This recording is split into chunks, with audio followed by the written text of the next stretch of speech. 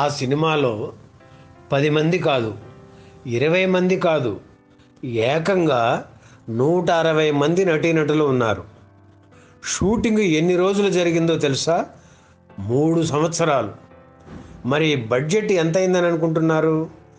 అక్షరాల 30 లక్షల రూపాయలు. ఓ సింతేనా అనుకోకండి. ఇది 7 దశాబ్దాల క్రితం నాటి మాట. 70 సంవత్సరాల క్రితం అంటే 1953 నాటి మాట.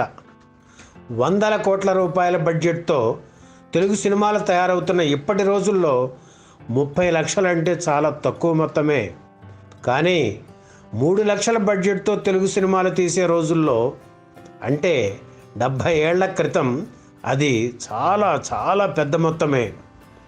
అంతేకాదు, ఆ చిత్రానికి చాలా ప్రత్యేకతలు ఉన్నాయి. ఒక తెలుగు సినిమాకు తొలిసారిగా హెలికాప్టర్ ద్వారా ప్రపంచానికి ప్రచారం చేయించిన ఘనత కూడా ఆ చిత్రానిదే. అలాగే ఒక తెలుగు చిత్రం 101 థియేటర్లలో విడుదల కావడం అన్నది కూడా ఆ సినిమాతోనే ఆరంభం. ఇన్ని ప్రత్యేకతలు కలిగిన ఆ చిత్రం పేరేమిటో మీకు చెప్పలేదు కదూ. ఆ సినిమా పేరు ప్రపంచం. డబ్బుని మంచినీళ్ళలాగా ఖర్చు పెట్టి ఆ చిత్రాన్ని తీసిన డేరింగ్ అండ్ డాషింగ్ ప్రొడ్యూసర్ పేరు మునాస్. ఆయన కథ ఏమిటో, ప్రపంచం చిత్ర విశేషాలు ఏమిటో ఈ వీడియోలో చూడండి. మునాస్ 1915 ఫిబ్రవరి 24న కొలంబోలో పుట్టారు. కొలంబోలో వారిది చాలా ప్రసిద్ధి పొందిన కుటుంబం. తాత, తండ్రులు రాజకీయ వ్యాపార రంగాల్లో ప్రముఖులు. మునాస్కు చిన్నతనం నుంచి చదువు మీద కంటే రాజకీయాల మీదే ఆసక్తి ఎక్కువగా ఉండేది. 1933లో వ్యాపార రంగంలో ప్రవేశించి బాగా డబ్బు సంపాదించారు. 1945లో ఇండియన్ నేషనల్ బ్యాంక్ ఏర్పాటు చేశారు. అలాగే మునాస్కు సాహిత్యం అంటే కూడా ఇష్టం. ఇంగ్లీషు సాహిత్యం బాగా చదివారు. అలాగే తమిళ సాహిత్యం కూడా చదివారు. ఆయన చూసిన తొలి తమిళ చిత్రం సావిత్రి సత్యవాన్. ఇందులో టిపి రాజ్యలక్ష్మి సావిత్రిగా నటించారు.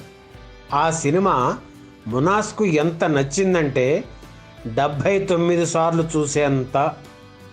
ఆ సినిమా తీసేసే ఆఖరి 3 రోజులు ప్రతి ఆట చూశారు.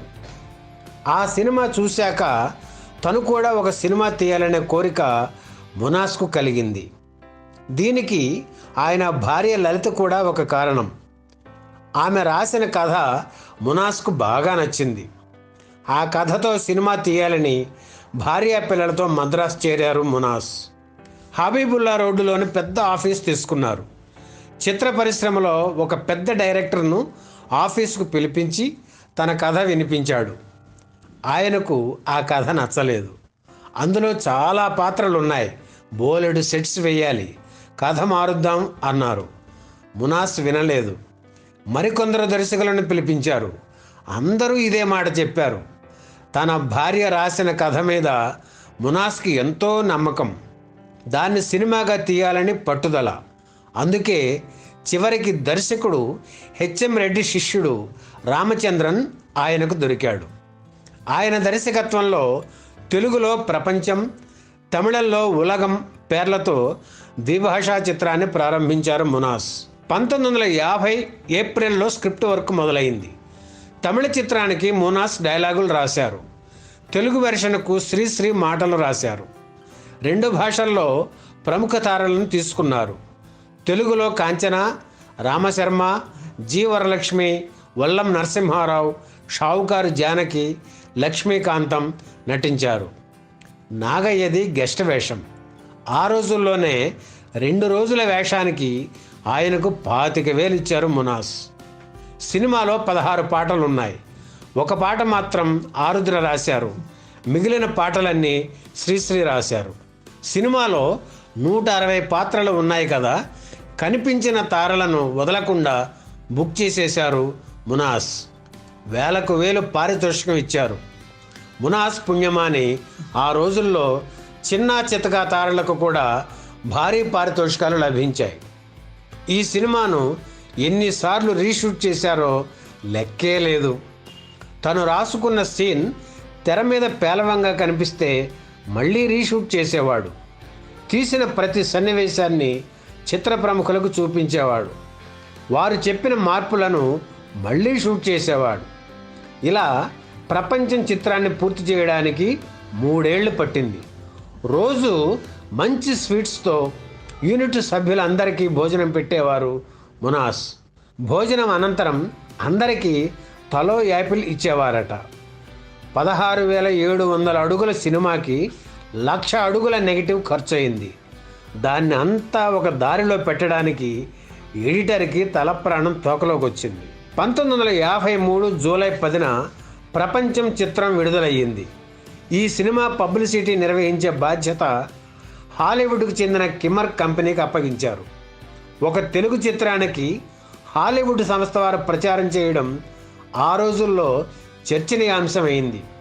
హెలికాప్టర్ ద్వారా కరపత్రాలు ఆంధ్రదేశం అంతటా వెదజల్లారు. జనం దృష్టిని ఇదంతా ఆకర్షించింది. అందుకే సినిమా చూడడానికి అంతా థియేటర్లకు వచ్చారు. కానీ 10 నిమిషాలు చూసేసరికి వారికి సీన్ అర్థమైపోయింది. 5 తరాలకు చెందిన ఈ కథ సాగుతూనే ఉంది. ఏ పాత్ర ఎందుకు వస్తుందో తెలియక ప్రేక్షకులు జుట్టు పీక్కున్నారు. ఒక సన్నివేశంతో మరో సన్నివేశానికి సంబంధమే లేదు. దాంతో సినిమా ఎప్పుడు పూర్తవుతుందా అని ప్రేక్షకులు ఎదురు చూశారు. తలుపులు తెరవగానే ఇదేమి సినిమారా బాబో అనుకుంటూ పారిపోయారు. 2వ రోజున ఒక్క ప్రేక్షకుడు వస్తే ఒట్టు. తన డబ్బు పోయినా మునాస్ బాధపడలేదు. తన భార్య రాసిన మరో కథతో దేవసుందరి చిత్రాన్ని 5 భాషల్లో తీశారు. కాంతారావు, రాజనాల తదితరులు నటించిన ఈ చిత్రం 9 ఏళ్లు నిర్మాణం జరుపుకొని 1963లో విడుదలయ్యింది. ఇది కూడా ఫ్లాప్ అయింది. ఈ 2 సినిమాల కోసం భారతదేశంలో 14 సంవత్సరాలు ఉన్న మునాస్ ఆ తర్వాత శ్రీలంక వెళ్ళిపోయారు.